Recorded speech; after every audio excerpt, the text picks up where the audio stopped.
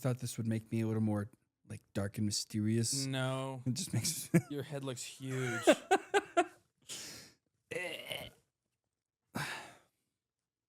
look like a fall guy. Old joke. How are you, Trevor? I'm doing really good, actually. Yeah, Mm-hmm. yeah. Did a Jared Leto performance make your weekend better? Yeah, a little. Yeah. The L'Oreal commercial really did, though. We'll get to that in a little bit. Oh yeah. I'm writing you from Madrid. Welcome back to the Frame Rate Podcast. Esther Dufran. Cologne Fremen. By Jared Leto. Oh. You're not going to believe what this episode is about if you couldn't tell by the title or the thumbnail or the red lighting or what the world has been talking about for the last week or what we've posted on our social medias. Or what we've been talking about for the last, 8 months. Yeah, that's right. It's finally, after when we talked about it forever ago, finally the Big Trouble in Little China episode. We have hit the movie. We have hit the movie that we've been talking about this entire time. Really hard, and it started crying. Ran I thought it it was over with really my old. car. I hit it with a bus. Hit it with a semi truck. That's a deep cut for the movie. Sure, man. Anyway. Tron Ares. That's what the world has been discussing this last few days. Where is Sam Flynn? Not in this movie. Wasted opportunity, personally. I don't know. Does that guy not act anymore? He acts. Oh. He's just not been, I don't know. We don't know all the details, and I don't need to know all the details. But it, definitely Legacy had set up, it's going to be the sequel to Sam's story. Cora's in the real world now. Blah, blah, blah.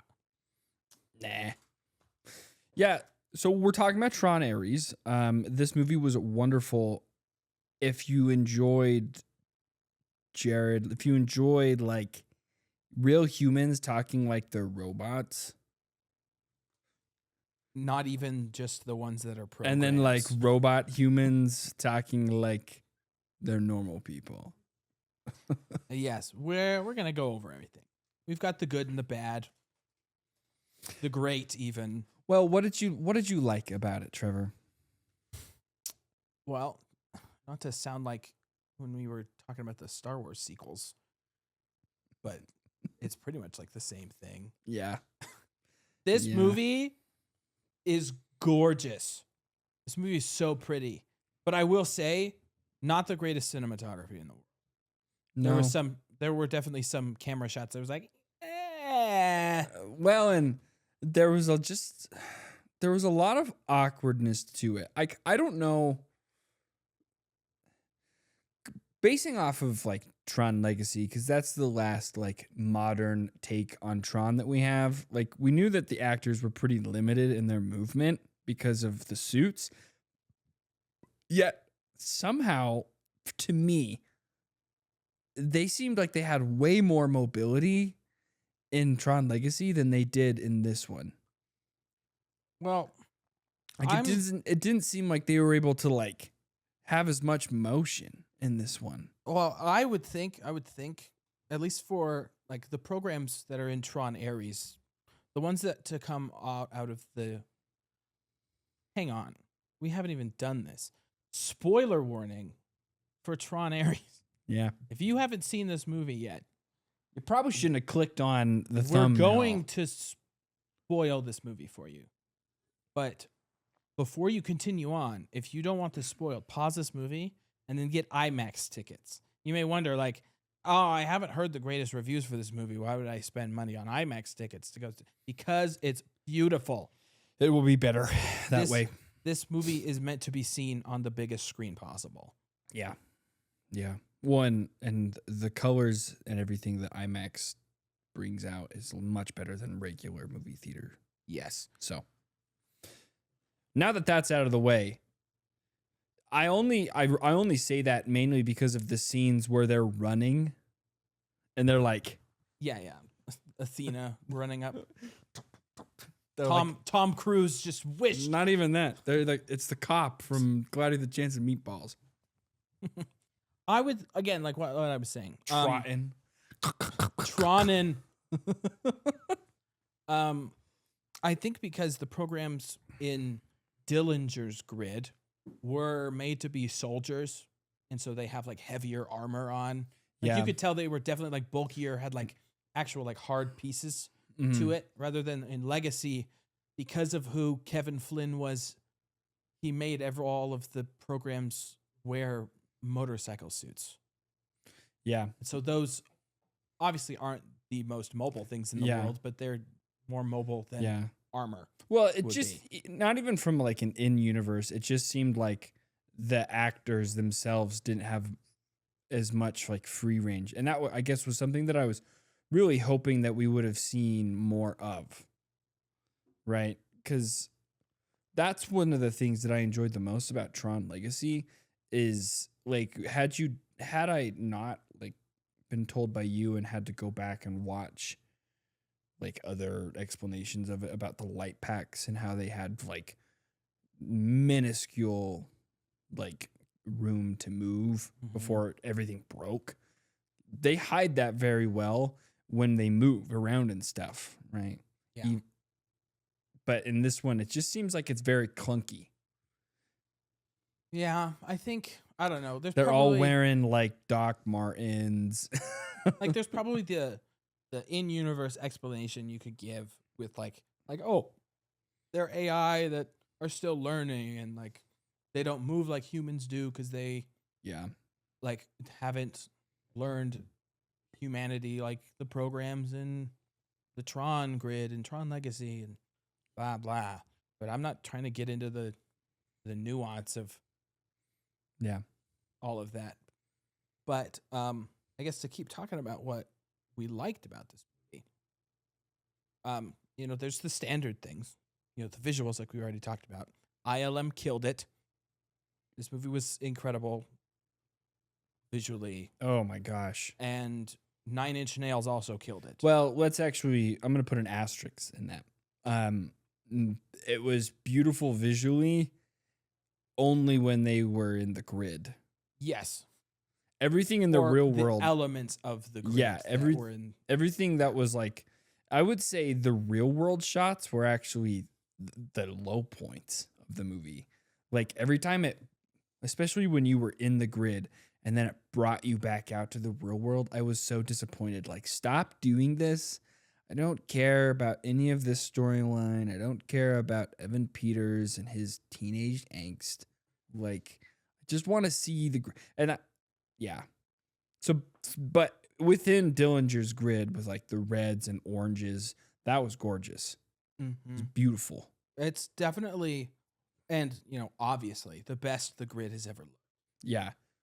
And even in the NCOM grid, the very limited amount of that we got to see, like the very structured and blues and whites. We also saw it in the daytime, which was cool. Yeah, finally grid in the light, right? Which, you know, I guess, you know, I hadn't even thought about that, but it did still work and it did still look really good. Like they brought out the colors really well, and which I don't know. You think that would get a little bit lost because of the light blues and the whites and such, but it was really good. Speaking of NCOM's grid, do you want to tell everyone what part you liked a lot? When paint you was seeing here, NCOM grid, they send Ares, which is Jared Leto's character, the Master Control Program, to go in. Basically, I actually thought this was really cool to see because in the scene, Dillinger is trying to hack into NCOM's like mainframe to figure out what the main character chick is hiding. Eve is hiding, right? If she's found the thing called the permanence code. And he basically puts a virus on there. Like he hacks it and puts a virus on there to like carry out his work. And the virus, like when it that goes into like it shows like the wiring and the circuits, and then it like explodes like image into Encom's grid. And the virus is actually just Dillinger's Tron characters breaking in, which I thought was a cool representation of hacking. It felt a little like he's like Ant-Man. I'm in, and when he says I'm in, they like cut a hole in the wall, sneak through, like yeah, he's in. Yeah, it turned hacking into a heist. Yeah, which but was neat. In that scene, there's like this big giant waterfall that's just like I think it's supposed to be Eve's file. Yeah. And it's her information. It's just like a big thing of information. Matrix style. It shows Jared Leto, he's like, I'll go get it. And he runs, but they have this weird run trot. So he's like, and he like does this kind of thing where he starts walking on the wall like this.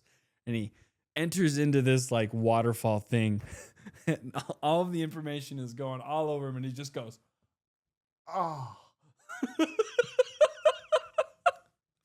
Part 1 of the L'Oreal commercial. Oh, and that was haired Jared Leto. From that moment, I was like, I don't know if I can take this guy seriously. Just oh. Oh yeah, and then he develops while he's doing this and making suspect noises. He's going through and stalking Eve and kind of like falling in love with her. He's like, oh. Empathy. he's like, this was something. This is like a highlight of the movie that I guess I'll highlight now since it's relevant. But like throughout the movie, a pretty obvious plot point that people could have and did predict before the movie came out was that Ares was going to be corrupted by humanity, but in a positive way, and turn against his creators and you become a good person, you know. But I honestly really liked the way that they did it because it wasn't as much of like friends to enemies in like a forced kind of way. Like Eve had like captured Ares and forced him to go around with her, or to see it from a different perspective. Yeah, it was just like by him obeying orders and doing exactly what he was told to do and still accomplishing what he was supposed to do, he started gaining feeling, which was something they explicitly mentioned they didn't understand or know. I think it was Athena. Athena had said, well, because it first started out when Ares gets brought into the real world in his first scene, and he's like, there was rain, and I could almost feel it. And she's like, what? I don't understand that. Yeah. That concept feeling. Yeah. You know, which, you know, in the end wrapped around in another like really neat. Yeah. And like, I guess we'll probably touch on this a little later. I'll remember, but like, we don't have to talk about it right now, but I'll put a pin in this idea. But they do a really good job of like bringing these characters, like giving them humanity by imbuing them with the knowledge that it's going to end eventually, which is what like the permanence code, a big thing. We'll touch on that, a bit later. But I guess, that's what I liked. You liked that one scene, but was there anything else? I mean, I've said before, I'm a sucker for colors. I think it's because I'm partly colorblind. Yeah. So when things show up and anything is different, you're like, oh. Well, yeah, and unfortunately, like, I don't want to make myself sound real dumb with my color blindness, but when you have colors put up against a solid black backdrop or dark backdrop, like it makes it easier for me to see and to take them in. And luckily, like the lights we've got going on here, like these are the colors that I can see the best. Like I can see reds and greens really well when they're illuminated, right? Like really bright. And so like watching the scenes where you're in Dillinger's grid, or you're watching like the creations, I guess, vehicles. Like Well, when they the come 3D printed. well, when they come to the real world and they bring those colors along with them, like Like the seeing light, the solid light stuff. yeah, seeing that stuff, Light ribbons. I think that was really like, no, I don't want to say breathtaking because it is a Tron movie. it's expected. But that was really, I really latched onto that. I thought it was really cool. I enjoyed the speedboat like chase scene. One thing that I actually really thought was cool was showing the concept of water within the grid. Yeah. Right. What they had, expanding on what they had done in Legacy with the Sea of Simulation. Right? And I guess with the drinks in the end of line club. Yeah. Like, and I think it's cool that like you see Eve reach her hand down, like, because as they're going, like as they're as you're looking at them and while they're on the water, it kind of looks like they're doing like the video game thing when you're playing like Madden or FIFA, where you can see the rain falling, but also like on the camera that you're playing as, there's like droplets and stuff. Like you were getting immersion. You were getting a little bit of that like backsplash onto your viewing surface, but not being able also to not see those things stick like rain does or water. Like it, blink, blink. Yeah. She puts her hand in and she pulls her hand out and it's just like glass cubes. Yeah, thought it was really cool. You gotta wonder, what does that feel like? The one thing I didn't like that kind of took me, it was really pretty to see, but it kind of ruined the effect of the grid for me, was the explosion. Oh, like the actual fire? Yeah, because it's not something you see. Every time something blows up, it just goes, right? Yeah, I guess cubes I'm out. thinking like the big explosions that they had in Tron Legacy, the ones that weren't like people being derezzed or the light cycles or the jets being blown up, like those obviously, like I would imagine those would become pixelated like that because they're like created that way or whatever. Like when they blow up the end of Line Club, I guess it isn't necessarily fire. It is like more bluish, but it isn't necessarily like pixelated. But like I get what you're saying. It isn't a real explosion. It felt a little odd because you're watching everything around them like pixelated, not like 8-bit. But yeah, I get it.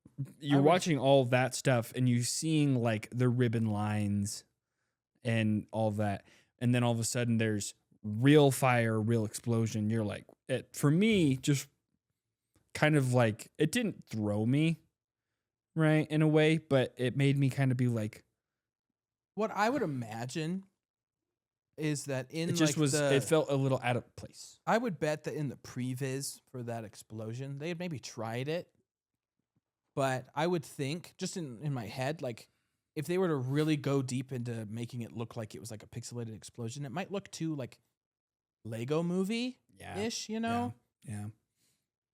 But like, other than that, ILM could have still made it work. Because I mean, like the water effects, like when they were close up, you could see like pixels and glass cubes. But when they fall in it, is like full blown water. And like when they're speeding down, the wake behind them, like just getting kicked up.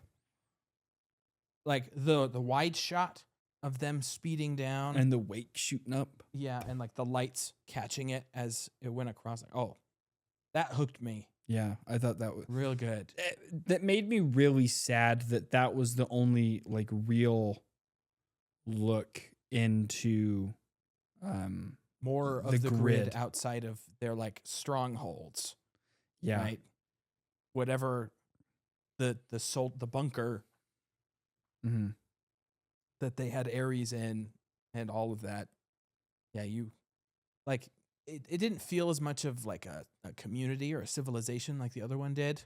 Because like even when they were being chased and they were going through all this infrastructure, you're like, what's this for? Well, and it wasn't even like people chasing after them. It was the drones, right? Yeah. So, which still were freaking dope. They were cool, but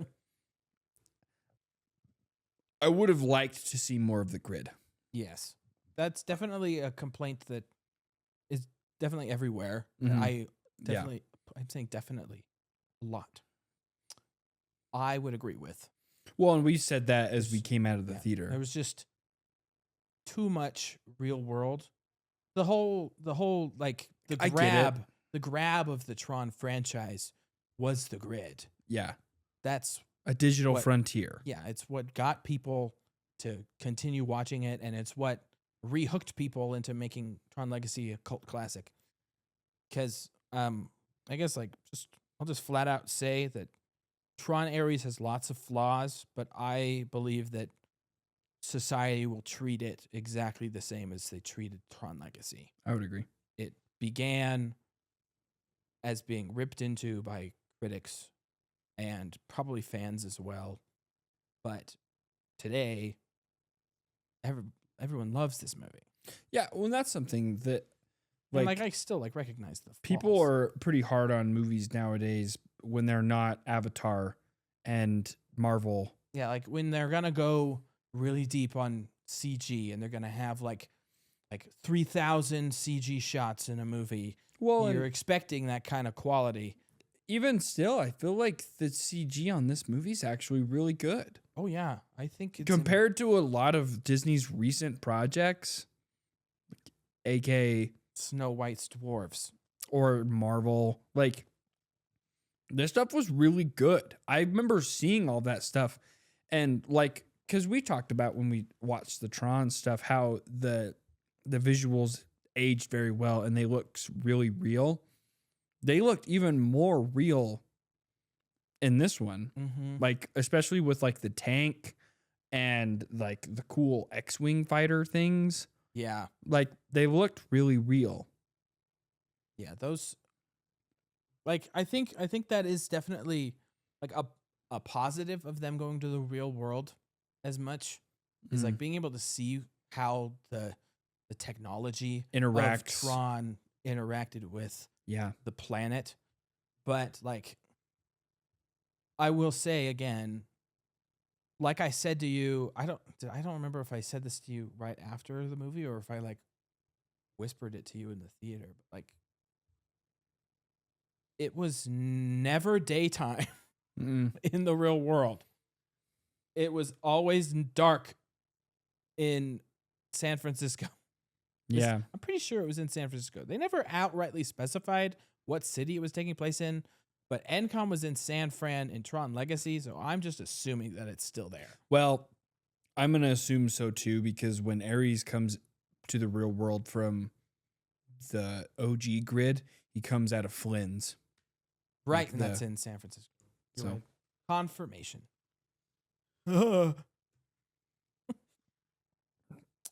Yes.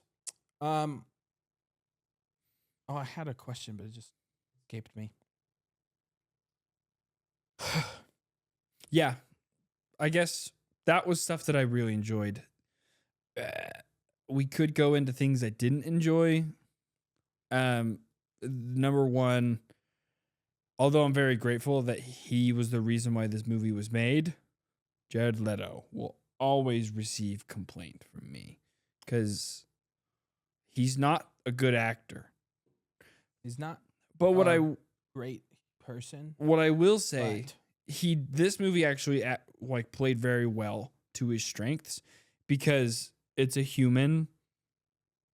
He's a human who talks very robotic and shows no emotion, and the character he plays is an AI who does this exact same thing. So it's like I don't even think that Jared Leto even filmed. In fact, I actually got a letter from the set, and they said Jared Leto just walked on set and we just hit record and we made a movie of it. Because 2006 Honda Civic 4-liter classic. straight piped.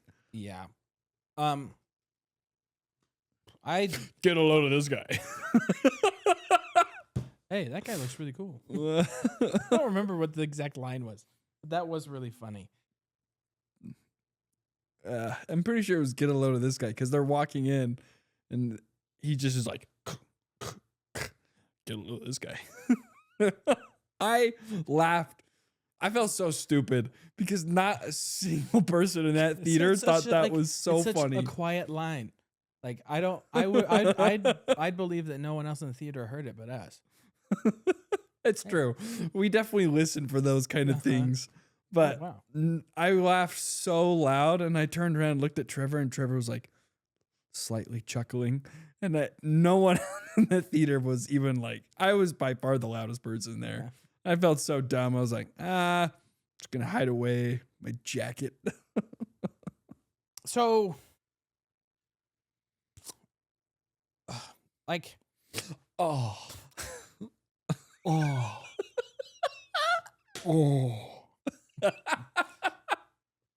my favorite part was when Jared Leto turned into General Grievous. My favorite part is when Jared Leto was like, I'm drowning.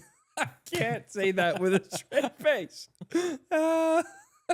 It's Troning time. And then he troned all over the place. I master controlled. What did you think about Evan Peters? I'm the funniest guy I know. I actually, because coming into this, both me and you were like, I hope that he has like the first act and then he's gone for the rest of the movie. I actually thought that out of all of the acting in all of the movie, his acting was the only one on par with what I wanted to see from a Hollywood movie. Yeah, I was like everyone else was like, that's why I get the corner desk. Who the says that? I forgot about that line. My sister died. Cool. You're going to quit your job? You shouldn't quit, by the way. Evan Peters' character, this guy for sure was like carrying the movie, I think, when it came to like his acting and his line delivery. Yeah. What I think that he did act really well. But as with like pretty much every other character in this movie, he kind of suffers from his character being written poorly. Mm-hmm. Because like I told you on the drive home from the theater, like it did kind of suffer from the same things that the Star Wars prequels suffered from, but in a different way. Yeah, where like the plot is understandable and not terrible, but trying to fit human the dialogue isn't great. Human interaction doesn't really fit. I feel like that's kind of been the problem with all of the Trons, is that you're watching the Trons not to watch people go, hey, how are you? You know, you're watching Trons because like light bikes, cool universe, sci-fi that's not in space. Pretty similar to Star Wars, honestly. Right? You're watching it for its universe, for how its concept, the escape, the aesthetic, all of that. And the dialogue just gets in the way because it's not what you're there for. So how do you properly write characters that no one really wants to see? Mm-hmm. And that at the end of the day, no one really cares for the storyline. At least that was me. If I could interject just a tad, right? Going along with like the scripting, just the story, like I don't know. The storyline for me felt so disconnected, right? Like the first movie is about Sam Flynn, Kevin Flynn, right? And him doing all of his stuff and being brought into Tron and getting his games back from Dillinger, and putting the NCOM and defeating the Master Control, and right. And then he disappears because he wants to reconnect back to what he experienced in the first movie was so awesome, and he wanted everyone to experience that. You could see the potential in it for that the real world. He made his own and then stayed there or got stuck there. And so then it's Sam trying to find his dad and bring his dad back, like make up for lost time. And then this one has nothing to do with the Flynn family. So it felt the only thing that was the same was Dillinger. Mm-hmm. Right. And he's not even in the second movie right. at all. So this movie felt so disconnected from like a storyline basis. Yeah, it almost felt like it was like it could have been called like Ares a Tron story Yeah. kind of a thing, because it's it doesn't feel like a sequel to Tron Legacy. Mm-mm. Like what they put at the beginning, so we understand what happened Mm-hmm. between the time, makes it so it is, Well, I but it doesn't feel like was one. talking to your dad about this earlier, and he was like, he asked me, he's like, well, how did you? Because he's like, I've talked to Trevor. Where did you like? What did you think of it? How does it fit in the story? And I said, I was like, I think that this movie is more of a sequel to the first Tron than Tron Legacy was a sequel. Yeah, Like, had Tron Legacy not established that storyline, this movie would have been a great follow up to the first Tron, because there's so many throwbacks to the first Tron, and the only like callback to Tron Legacy is the Sam Flynn resigns due to personal reasons. Oh, it goes. And then like also like the picture of Korra, yeah. right? And I was actually very return. like pretty disappointed in that.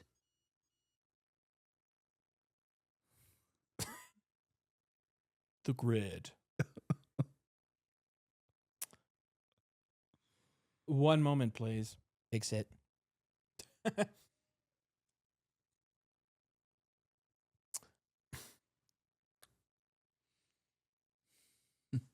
I don't remember what we were talking about. So that is a good segue into what was your least favorite part of the movie? My least favorite part of the whole movie was the script. Yeah. Like I couldn't like emotionally connect to anybody. I Mm-mm. honestly, I wouldn't say my least favorite character, but probably my least favorite like written character was Eve. Yeah. I could not Mm-mm. make any connection to her. Mm-mm. And she's like, my sister died. Because And like you're like, womp womp, really. like her whole sob story, it felt like as if you were listening to somebody on TV on like America's Got Talent or something talk about their sob story, their backstory that was sad. And you're like, oh, anyway, sing for me, kind of a thing. Like, save the world now, please, Eve. Like, and I didn't get the feeling that she was doing it for her sister. Like, it wasn't a motivation of hers. Yeah. I remember this goes actually along with, I remember what we finished off on, because we were talking about how, like, because of the script and stuff, it didn't feel like this was a very, like, what's the word? It didn't fit in the storyline. Yeah, And- it felt like a separate. And that, I think, most of that was because of that whole storyline. Because Eve's sister, I don't know what her name is. I don't remember. Chia. I was gonna say it's Chia. Chloe. I don't remember what it was. Anyways, her like whole thing was to make things permanent, like to do the permanence code, so they could like, what do they say? Like cure diseases and solve world hunger and world peace and blah blah blah blah blah. Right. Everything that Korra was supposed to do. Like the whole point that why Flynn was like, save her, man. Like, she's She's the key. She's immune to everything. She could, yeah. My gift to the world The was no ISOs. longer a gift to the world, because turns out he already figured out the gift. Yeah. Right. So what's the whole I know, point of the like, ISOs? we had talked about that.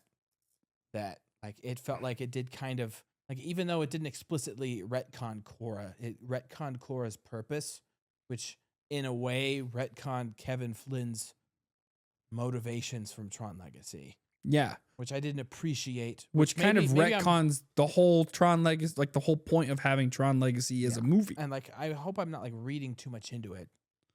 We probably But are. that's just how it felt. Yeah. And like, It's okay. Now that we're You talking- can read into it, Trevor.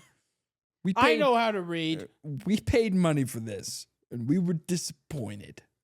I guess another thing, along with that, with how this movie did feel like it was a lot more connected to the first Tron Legacy was, with the mid-credit scene with Dillinger going into his grid, which had been nuked, literally, which I thought was really like a very simple joke and very clever thing they could have done. Like, We're gonna nuke it. We're gonna inject the payload, like you do with regular. I swear.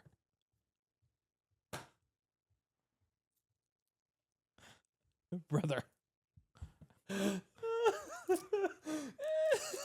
And now my mom's turned off the episode. I can't. Continue.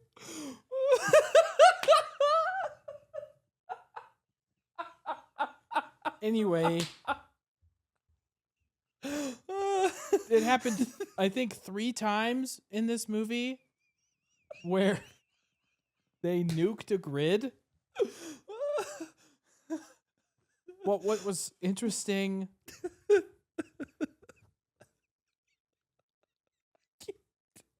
Okay, I'm gonna reel it in here.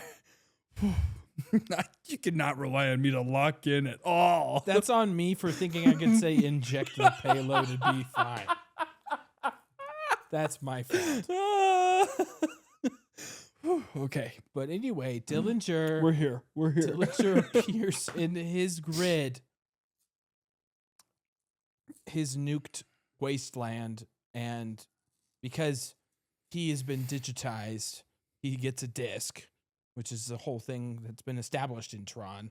But his disc is like one of the OG discs that just straight up frisbees, which I believe is because, like in the first Tron movie, the grid that they're in is the OG NCOM grid, which is Dillinger's. Because Dillinger, his grandfather that they talk about, was he ran NCOM. And it was his grid. And so him grabbing the disc and you see him starting to get the outline of Sora, is that what it was? Yeah. One of the antagonists from the first Tron. Kind of like a samurai looking dude. Yeah, pretty much who Dillinger was in the grid, the first one. I worry that because they're like going back to that, like, are they going to skip over Tron Legacy entirely? Or are we going to have, I've not thought about this until just now, but like clearly it sets up another movie. Yeah. They're going to make another one. Or that, or they'll turn it into a TV, like a Disney Plus series. Yeah, which I really hope they don't. It sets up some future Tron project. Yeah. A live action one, at least. But like, I hope, like, are they going to do either stick with what they've got with like Eve and Ares and all of that, but or are they going to have like they don't know how to beat Dillinger from inside the grid, so they go find Sam Flynn and they all go in together? I mean, Jared Leto and Garrett Hedlund, both 50-year-old men. Who can dry act the best? Who's got one the of you best is eyeliner? One, It's Jared Leto. yeah, no kidding. No, that was. I would agree. Oh, he's Greek. One thing that like going along with that that I thought was really odd was that do we actually see Evan Peters' character like reboot his system, or does it just okay? But right before he goes in, you see him like put up a code. It's like the backup, like the backup of the system. Okay. So the one thing that I actually didn't like is that when Eve got transported into the grid, which was such a cool concept, let me tell you, I wish they would have not had the real world and just had it be that, like they're abducting people. I would have enjoyed them like reversing the story. This is such a tangent, but we'll get there. Like I wish they would have reversed it, right? Instead of bringing the whole concept of bringing that world to us, so dumb. They should have just like Old Clue tried that already. we're trying to bring our world to them. That would have been such an awesome, like a way better take, right? Because they go around abducting people to be put in here, and they're like, we've got to stop this. Did I just fix Tron Ares? Hey. Hey. But when you see Eve go in, she gets like digitized, and she's automatically digitized into a suit, and her eyeliner's been digitized thicker on the under eye, and she gets a disc, right? Yeah. And only when the disc is put in her back does she wake up. Yeah. So it felt really weird and she wasn't in her like real world clothes. She was in the Tron clothes. So when he gets in there, he's in like his t-shirt and jeans, and the disc is there, and he's already got like sentience before he grabs the disc. I just thought that it was weird, because how did people function in this, right? I'm assuming it's just like Plot armor. Well, I think it's a result of how they both entered the grid. Like she entered from that laser From getting projector abducted. gun, and he entered from just like reversing the process of his laser 3D printers. You're probably right. And so like he was just taken as is, but she was like explicitly taken to a specific spot, and that's why like her digitization like loaded in. I guess that makes sense too, because when they show him, he's like climbing his way up. Yeah, that makes okay. That answers That's that. my assumption. But that was just one thing that I thought was like, oh yeah, we're getting another Tron movie, but like, what is this? Yeah, like I do wonder like what the plot could possibly be of the next one. Yeah, Like clearly he's probably trying to get revenge on Eve, but like he didn't really seem like much of a like he probably would be trying to get more revenge on Ares than anyone. yeah. Wherever they go with this next one, they got, for me, in order for me to like actually enjoy the movie, it's got to be like a return back to the Flynn family storyline. Yeah, like honestly, Obviously, like I know that Jeff Bridges is getting up there, and yeah, I was gonna say I honestly think that they should leave him out of the next one. Which, well, he was. How dare I? He was supposed to be like an unspoken cameo in this movie. He ruined it for himself because he was like, "I'm in Tron, man." Yeah, I didn't actually mind his presence. Obviously, like the explanation is like really convoluted and not super detailed, but I think it makes enough sense that like they ran a backup of the old grid on that computer, and so it makes sense that there would be like some kind of echo of him that's only there because Ares is there, and so like life is in the grid, and thereby the most recent life or transcendent life is also there, and like clearly he was different. He had the whatever emblem on his chest and the OG disc on his back. But I will say that my prediction of his role in this movie, I would say, is pretty dead on. Yeah, you were really good. I had said that he was going to be like a wizened old sage that's there strictly to offer advice and to help like the Yoda character in understand The Last Jedi. themselves, like Yoda. Yeah. And Yeah. I will say the interactions between him and Jared Leto were honestly pretty great. I did like them a lot. that whole sequence. I would say was the best part of the movie. Jared Leto in the OG grid was pretty sweet. Yeah. And like we had discussed, that was either like the cheapest VFX shots ILM has ever been presented with, or they somehow made it like it's like super complicated but just looks so simple that it's that it's just as good as the rest of it. Yeah. Obviously the colors are a lot less headachy than in the first one. Yeah. Well, yeah. Not everyone is gray this time around. Yeah. Didn't enjoy how Red showed up. The red on, like, I don't know. I was expecting the red to be more poppy outy, but it looked more like what happens when you take red and put it under like a black light, and it kind of just darkens.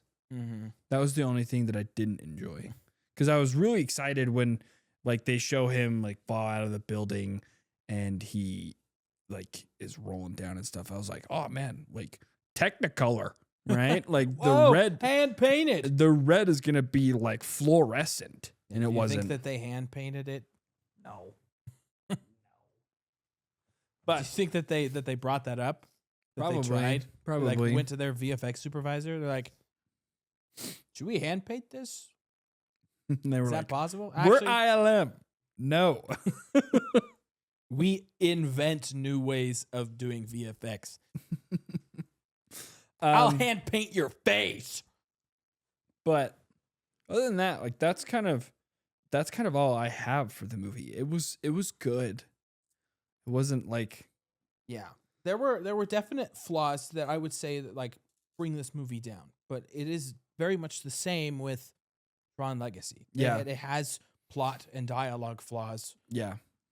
but I will say this movie was missing biodigital jazz. Yeah. Yeah. It just felt like a little off. It didn't feel as cool, and I didn't feel the stakes as much because it was hard to tell if this was like something that was bad for the world or something that was bad for just Eve. Yeah. Well, and like when we watched Tron Legacy, obviously now it's a cult classic and it's gotten the love because you can appreciate what they're trying to do. But I just wasn't when we watched Tron Legacy, like I was like, wow, man, this movie's actually really good, right? This one, like I felt the entire time like it was missing something. And we had talked about that when we talked about the score, and I had talked like that Daft Punk felt more like explorative, right? And I told Grace this the other night when we were talking about it. I was trying to find a word, discovery. That's how Daft Punk's like soundtrack sounded to me, like discovery. Yeah. This one felt like nitty and gritty and war themed. And I just, for some reason, like that theme of the movie didn't really hit home for me. It was a good movie. I would go watch it again if I needed to, or if it was on, like I'd watch it. Or like 5 years down the road when we do another one of these and we're like, Tron, right? But watching it in theaters, it just felt like something was missing, and I couldn't like connect this movie to Tron Legacy because unfortunately I haven't seen the first one, so it felt different. That's the only way that I can describe it. Yeah. I don't really have much else to say, but do you want to tell everyone what happened on the way home from the movie?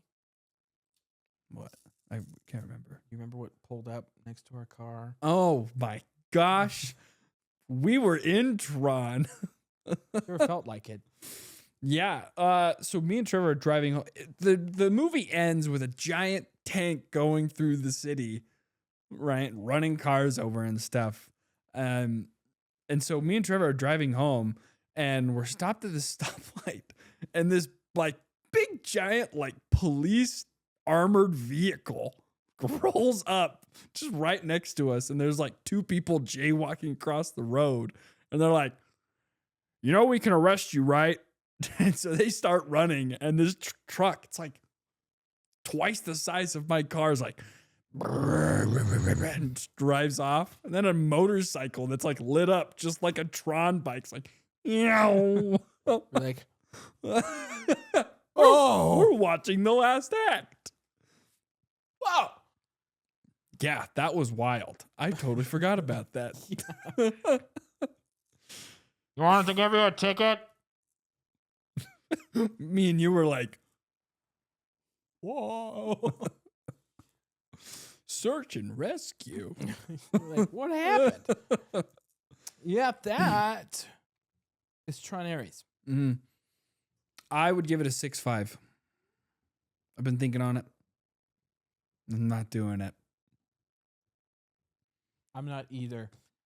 For me, this, like, again, like I've mentioned before, like I don't like to give like a definite rating until I've seen it at least twice. But my ceiling for this movie that I would initially think would be like a 7 out of 10. Yeah. But like, again, watching it again, it could go down. I don't think it'll go higher than 7. No. It was not average, but it was not superb. It Yeah. was like, it's okay. Still, go see the movie.